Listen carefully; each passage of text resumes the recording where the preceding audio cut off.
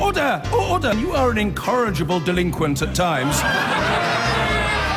Behave yourself, man!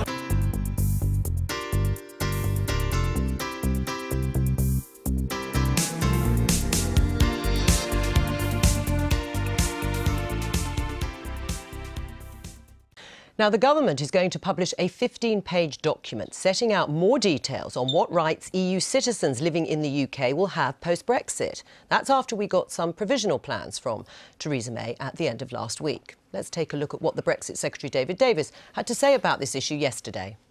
The main thrust of this actually gives an undertaking to all 3 million people in this country today that they will have rights, effectively British citizenship rights, or the same rights as British citizens. And the reason we cast it that way is because we were hitting a lot of stories coming back, particularly from Central Europe, where people were saying, oh, we're going to be made second-class citizens. No, that was the point, absolutely the point. David Davis there. Stephen Crabb, have you been impressed so far with the government's handling of this issue?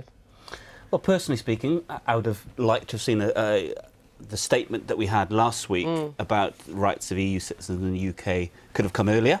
But actually, we all knew that we were going to get to this point. We all knew that there was going to be a very big... You might say that, but people, EU citizens here who perhaps are worried about their futures, might not have been quite so confident. Theresa May was absolutely clear that she regarded this as an urgent priority. She did. At the start of the Brexit negotiations, she's kept good faith by doing that, and we've made that big, generous offer. And I think it goes a long way to satisfying the questions, but there will need to be some further negotiations around some of the technical details and, of course, the crucial issue of whether there's a role for something like the European Court of Justice in terms of arbitrating for rights of EU citizens in the UK. So why do you think, or were you surprised by Nicholas Hatton, the chairman of the 3 Million movement, that's the organisation representing EU nationals living here, saying there is something slightly pathetic about the Prime Minister's proposal, which makes no reference to the detailed, comprehensive offer tabled by the EU in their paper a little while ago? No, I don't agree. I don't agree with that, and we'll see the detail this afternoon when our own document gets published. But I think what both the tone and the substance of what the Prime Minister is laying out is correct. As I say, I think there'll need to be some further negotiation around some of, for example, the issue of exporting benefits, and there'll be some tricky discussions around that. But I think the basic outline of a deal is there. I think our counterparts in Europe will very quickly want to do a deal on this. So I've got every faith and optimism that this won't be one of the bigger problems in the Brexit negotiations. And everyone has said they want to do a deal, and no one wants to use EU citizens as bargaining chips. But the European Union did come forward with their own proposals for EU citizens in the UK and vice versa a couple of weeks ago. Should Theresa May have referenced that document and made it clear whether she supported their plans or not? Well, this is a negotiation. They've set out a position. We're setting out our position. And now there will come some negotiation to maybe meet in the middle. But as I say, I think the only really big area of contention will be around the issue of the European Court of Justice and what role that may have in the lives of EU citizens in the UK. Right. I mean, Margaret Hodge, I mean, this does now seem to be certainly the beginning of a firm offer. Whether you agree it's generous or not, it's certainly a firm offer. We are now being able to judge for ourselves what is being put on the table. Do you still have worries about the rights of EU citizens that have lived here right up until the triggering of Article 50? Yes, I do. And I think, again, a general comment was that if you think back 10 weeks, everybody was very fearful. I think the Europeans were a little bit fearful and worried about the nature of this negotiation. If you saw Theresa May last week in talking to the European leaders, it was sort of disdain, really, wasn't it? And pity. So our power, I think the power has shifted considerably, and the power now lies much more with the Europeans, and you could see that in the way they received it. Let me say my concerns. My concerns are the rights of relatives, and that's not been spelt out, the time frame and the European Court. And let me just say something else. We've seen in the papers this morning that one of the ways in which Theresa May and the government are hoping to sell this deal by saying we're going to be really tough and any EU citizen who ends up in the criminal justice system will get deported. Well, at the Public Accounts Committee, we looked at this issue not that long ago. And ironically, when Theresa May was Home Secretary, she completely failed to do anything about deporting people who'd been imprisoned for misdemeanours. But that's because presumably she couldn't under the rules. rules. She could have done. I mean, this report was so shocking, Joe. I probably came on this programme to describe it at the time. She was Home Secretary. She wanted to deport people who'd been in prison. She increased tenfold. Let me just finish. But there's a threshold, isn't there? About... No, she increased tenfold the money that she put into it. She didn't increase the number going out. Worse still, she let people out of prison into the community and they disappeared. Your party it wasn't the Human Rights Act. Well, hang on. Are you saying that? But if she failed, and we take what Margaret Hodge is saying at face value, because as I understood it, there is a threshold in terms of the crimes that have to be committed before the EU would accept their own citizens coming back if they've committed a crime and they're then imprisoned. But if the threshold made it so difficult then, what makes her think she's going to be any better at it now? Well, I think we all recognise that we need to get better at dealing with serious criminals who shouldn't be. But it's nothing to do with the EU, then, is it? If it's the Human Rights Act, which you're talking about. In this country, that's one of the issues that we've run up so against it's an excuse. in terms of getting rid of really bad eggs in this country that shouldn't be here. Joe, there is some human rights, OK? But the real issue is its deep inefficiency and inability. It's the dysfunctional nature of our immigration system. Let's look at one of the other things that you mentioned, which is the rights of relatives. Because the European Commission published a paper on this last month, and they said that any right should apply to current and future family members. Do you agree with that? I think I do agree with it. You think? Yes. I mean, this is, as I say, one of those very, very technical and complicated areas. I mean, it sounds simple, and the way you present it, Joe, to make it sound simple, it actually isn't when you're looking at the kind of the rights that flow from residency in the UK in terms of access to healthcare, benefits and that kind of thing. This will be something that gets worked out around the table. Right, but will it be worked out soon? I mean, you say it's technical, but obviously it affects people and families, doesn't it? And rightly or wrongly, people just want to know what's going to happen. I mean, for example, do you think the government's controversial minimum income rule, where you need to earn £18,600 a year in order to bring a spouse from outside the EU into the UK, will that apply to EU citizens post-Brexit? Well, that will be one of the details that we need to wait and see. We haven't yet seen the 15-page document that's going to be published this afternoon. But look, but what do you think? Should that apply? Already, the government announcing there'll be a 2-year grace period. That is it shows a large measure of good faith on the part of the British government, wanting to get this right and wanting to reassure EU citizens in the UK that we have their interests, their full range of interests at heart. Right, and just very briefly, David Davis said yesterday he was pretty sure but not certain of a deal or securing a free trade agreement with the EU. Did that worry you?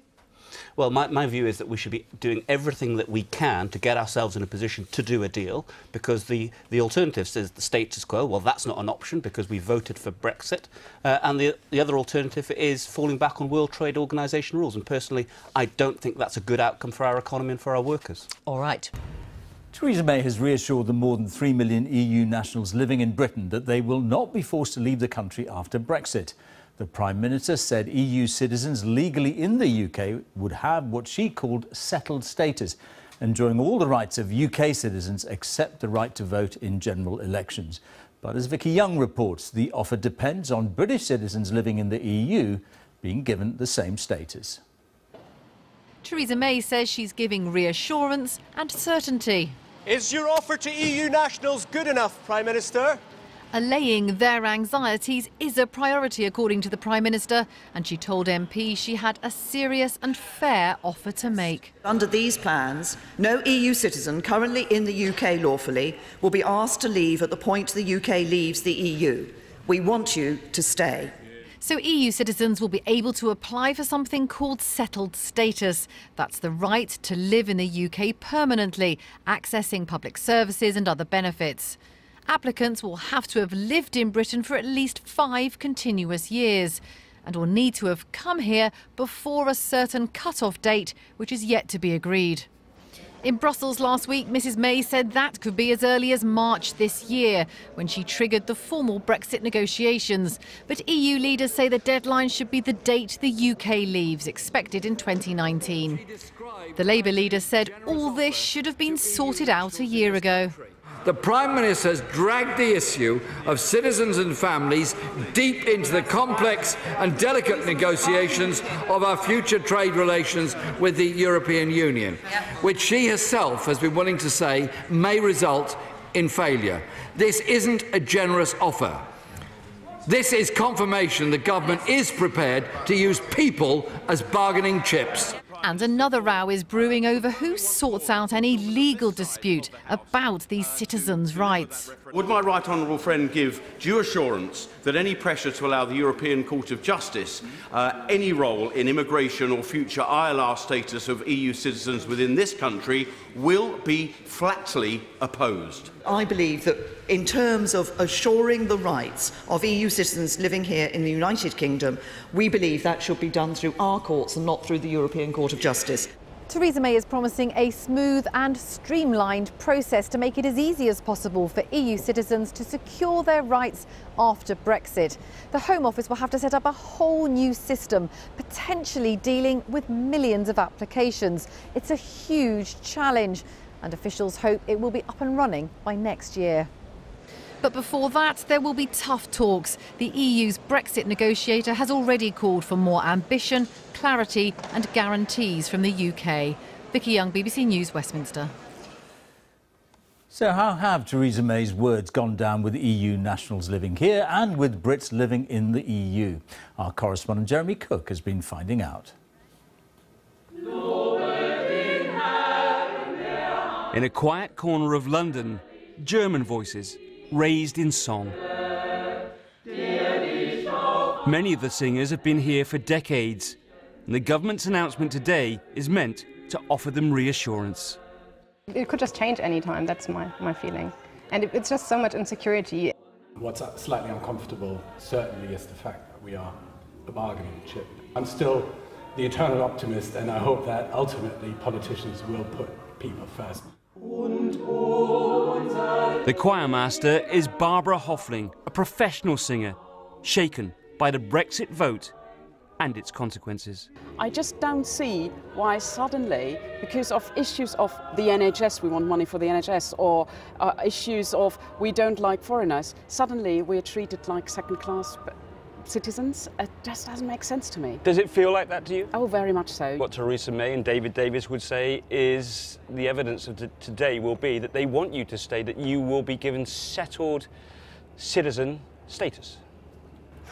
It's not how it feels. Not at all. I got peace like a river. Over in Berlin, it's the Brits in full voice. Most here are confident that they can stay after the UK leaves the EU. As someone who kind of personifies free movement, having come here 20 years ago and reaped all of the benefits, I'm very concerned that a whole generation and generations after that are going to miss out. At the moment, I don't have to choose between British and German, and I think that would have been very hard, but since the Brexit vote and what you hear about that's happening in the UK at the moment, actually it would make it easier for me to become a German and give up my British citizenship. The choirmaster here is Andrew Sims, who moved to Berlin in 1988. Maybe when people see the real costs of Brexit, of leaving what I believe is the greatest peace project in the history of humanity, which has given us peace in Europe for the last 70 years, I hope that people will reflect. Theresa May is determined to deliver on the Brexit vote and also to reassure those most directly impacted. It's proving a difficult balance to strike. Jeremy Cook, BBC News. So, EU citizens living in Britain have been given some reassurance of their post-Brexit rights by the Prime Minister, but the settled status she offers will be conditional on British expats being offered the same rights by EU states in which they live. So, how reassured do Britain's EU residents actually feel? Our Home Affairs correspondent Darshna Soni is in Leicester. Darshna. Well, this is officially the country's most diverse street, Krishnan. And in the last few years, the Indian takeaways and Caribbean grocers have been replaced by Polish delis and Romanian supermarkets. But in the last year, there has been an uncertainty here as people wait to find out whether they'll be able to carry on living here with their families. This is a city that has been praised in the past for its acceptance of immigration. And even people who have concerns have told me that they accept that much of this city's recent success has been based partly on its diverse workforce. But there have been concerns here over the past year as we wait for details about those Brexit deals. And people here say to me that when these things are debated in Westminster and we report, for example, on the reaction of different EU governments, they often feel as if they're being talked about rather than being talked to. Well, we've spent the day here talking to people, to EU nationals who live and work here about their concerns, and we've asked them whether today's announcement, as the Prime Minister has hoped, has helped put their anxieties to rest. A deadline is looming. The negotiations have been tense. 14 flats. Just on the verge of finishing, and the next 10 days should be finished. Project manager Jay Sodu needs to get these flats completed, and he's relying on his Eastern European workforce. So you tend to use all Polish builders? Yeah, we used them for years. Yeah. Hi, hello. Hi, it's Thomas, trying to finish his job off before he can go home. Thomas Galant is from Poland. Is it easier to get work here? It is very easy. He's been here just short of the 5 years needed for the settled status announced today. His fiancée is back home. They now want to bring forward their wedding plans so that she can join him here. For me, it's better if my girl is coming for her. So it's better if she comes now? Yeah. As in many cities, there's a shortage of housing here. Mr. Sodu says the uncertainty faced by EU citizens since the Brexit vote has made it harder to attract the workers needed to build those houses. I think the math speaks for itself. Nobody's going back home. If there's 4 million people employed in this country or from Europe, we are near full employment at 1.5 million unemployed. If you let 4 million people go out of the country, where are we going to fill these vacancies? It's not happening. Leicester voted narrowly to remain in the EU. Many here today say they welcome Theresa May's acknowledgement that EU citizens are an integral part of the economic fabric of the UK. This is a city that in many ways has always relied on immigration. Most recently, they've come from Europe. There are now around 40,000 EU nationals living in Leicester. So, will the Prime Minister's offer of settled status help reassure those unsettled by Brexit? So our offer will give those 3 million EU citizens in the UK certainty about the future of their lives. This Romanian Delhi offers a taste of home for thousands who have settled here. Borna Hassan is married with 3 children and considers Britain as his home, but he'll now have to apply for residency. He's angry. He says his future is being used as a bargaining chip. Have you been worried about it? Of course, yeah. I'm working here, I pay the tax, I paid everything. Then what is the problem? There's no problem for anybody which is working here, which is they don't have any problem, they don't make any criminal, any problem for this country. Let them work, let them do, let them come. There were still many details missing in today's 15-page document, and it's not clear what will happen if no deal is reached for those who consider the UK as home and want to continue doing so. Darshna Soni, Channel 4 News, Leicester. Well, just before we came on air, I spoke to the Immigration Minister, Brandon Lewis. I asked him how much it would cost to process the applications of 3 million EU citizens who live here now and would like to stay.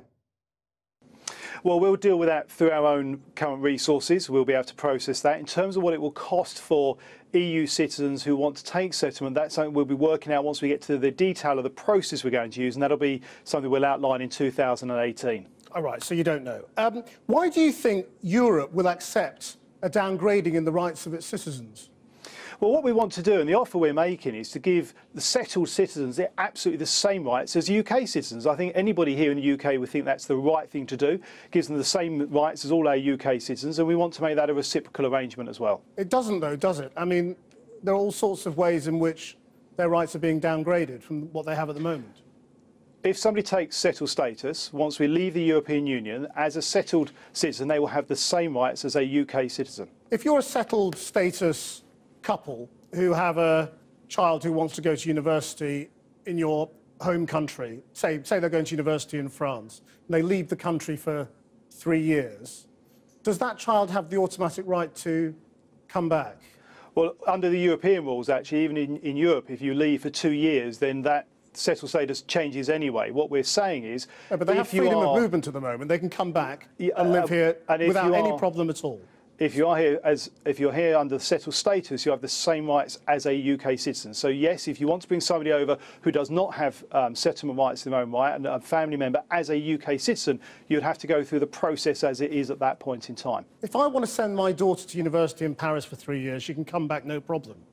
If you're a settled status person, you send your daughter to Paris for 3 years, they can't come back no problem, can they? That's not the same rights. Well, this will be part of the negotiations and the discussions we'll have with the European Union. Well, because if you are a UK citizen and you want to bring more family over, who are not UK citizens, then you do have to go through a process. And what we're saying is somebody who is not a settled status in their own right, if you want to bring family over, then they will have to go through that process as it is at that point in time, which we will deal with when we go through the immigration bill and, of course, through these negotiations. Yeah, so you don't have the same rights as a British citizen. Well, my question remains then, why do you think Europe will accept this dramatic downgrading in the status of their citizens? They will be second-class citizens. Well, we're outlining what we think is a full and fair offer that we will give those settled status to people to give them confidence about where they are going forward. But obviously this is a negotiation and we will have that negotiation with Europe as we move forward. So you're using people as negotiation pawns? No, not at all. What we're saying to people is we want to give them certainty. There will be no cliff edge. We want people who are here to stay here, where they contribute to our economy, they contribute just to said our it was a negotiation. community. Well, we are in a negotiation around leaving the European Union. That's just a matter of fact of where we are. We are at the start of that negotiation process. But we're being very clear that we want European citizens who are here in the UK contributing to our communities, contributing to our economy, to stay here and to feel an important part of our economy in the way that they always have been. That's why we want to give them that certainty going forward. Now, while you're with us, this is our first opportunity to talk to you about the Grenfell disaster, because you're immigration minister now, and many of those people were immigrants. You used to be the housing minister, and you were also the fire minister. So to what extent do you feel responsible for the catastrophic failure in the system to protect these people? Well, we obviously have got an investigation ongoing with Grenfell. The Secretary of State for DCIG has been making a statement just this afternoon. We're all going to have to wait and see the details of what come through in that investigation.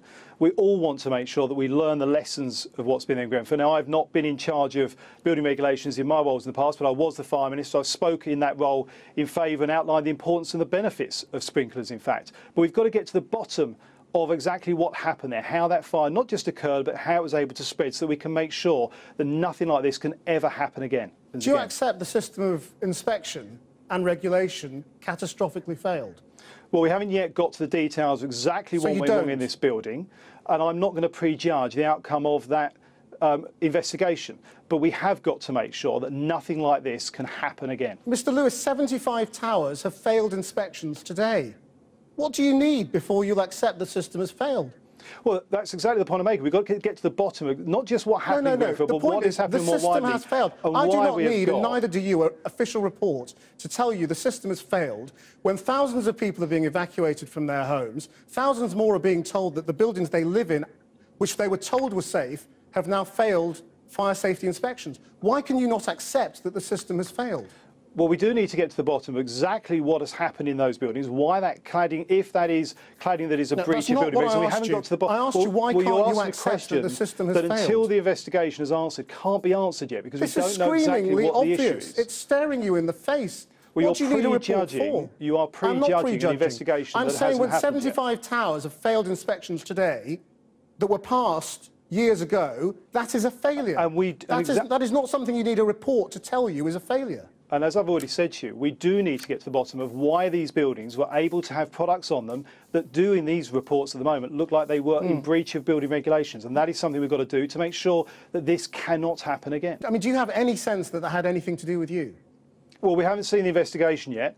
We've got to get to the bottom of exactly what went wrong with this tragedy, what caused the fire, what allowed it to spread in the way it did, so we make sure this cannot happen again, that we understand why and how it happened in the first place. Brandon Lewis, thank you very much. You're welcome. Well, I'm joined now from Brussels by the Portuguese Socialist Party MEP Ana Gomes to return to the subject of EU citizens' status in Britain. Are you ready to accept this deal that Britain's offering? Is there anything that worries you? Well, no, this is the beginning of the negotiation, and we welcome the fact that finally Britain put forward a proposal and put it forward publicly, disclosed it. I think this is very important. The European Parliament, in a resolution we adopted on the 5th of April, we made clear that the question of the rights of the European citizens in Britain, as much as, of course, the rights of the British citizens living in the EU, would be our priority. Once that is settled, and all the other negotiations will be much easier, despite all the technical complications, but politically they will be easier. This is the crucial question, and therefore we welcome the fact that Britain has put forward this proposal. This is just the beginning. I see the reactions that we got already from Mr. Barnier in Guy Verhofstadt, who represents this Parliament. Our steering group on Brexit in the European Parliament is going to look at the proposal put forward by Britain. But do you see we that do what not is on the accept table? any degradation of rights? Well, that's the point. I mean, there is a degradation of rights in what's currently on the table. So does that make it unacceptable? We will identify it. We will make it. I mean, this is the beginning of a negotiation, so I would say it's natural that there will be points where we can converge, and we will converge, I'm sure, because it would be too bad if indeed this would not be settled in advance and properly. And properly means no degradation for the rights of the citizens who are EU citizens who are living in Britain at the moment, nor no degradation on the enforcement system of those rights. You mean the European Court of Justice? European Court of Human Rights. Right, so that is a key red line issue for you, is it? Because at the moment, Britain says, forget the European Court, we'll have some sort of in-between system. Absolutely, this is part of these rights, and no degradation means no degradation of the enforcement system, which of course depends on the European Court of Justice and the European Court of Human Rights. Ana Gomes, thank you very much indeed. Now, let's move on to the latest on the Brexit negotiations. And the Prime Minister tried again today to reassure the 3 million EU citizens living in Britain about their futures here. I know there's been some anxiety about what would happen to EU citizens at the point we leave the European Union. Today, I want to put that anxiety to rest. I want to completely reassure people that under these plans, no EU citizen currently in the UK lawfully will be asked to leave at the point the UK leaves the EU. We want you to stay. Well, among the details she gave on those living in the UK, she said they would be able to apply for settled status after 5 years here, which would offer the same rights essentially as British citizens, including on healthcare, benefits and pensions, but not crucially the right to vote. We also learned they will be allowed to bring their own dependent family members on the same terms as any British citizen currently can. Well, our Europe editor, James Bates, is here with me. James, we knew quite a bit of this detail last week, so what did we really learn that was new today? Filling in the gaps as to who exactly all this would apply to. Some good news for those wanting to stay on, that in terms of benefits, there's going to be exactly the same as currently, including, importantly, if you work here but your children are in another country, you'll continue to be able to claim child benefit for them. Their pension rights will continue to accrue. They'll be able to draw their pension wherever they are in the EU, and the paperwork system is going to be, we're told, very streamlined, very simple for getting all this sorted. On the negative side, harder now to bring in a spouse or a dependent because they will have to pass that minimum income threshold that British citizens already do. They will lose their settled status rights if they leave the country for more than 2 years. That will put them back to square one. No idea yet what the rights are for former long-term residents, people who've lived here for years but maybe just don't happen to be at the moment.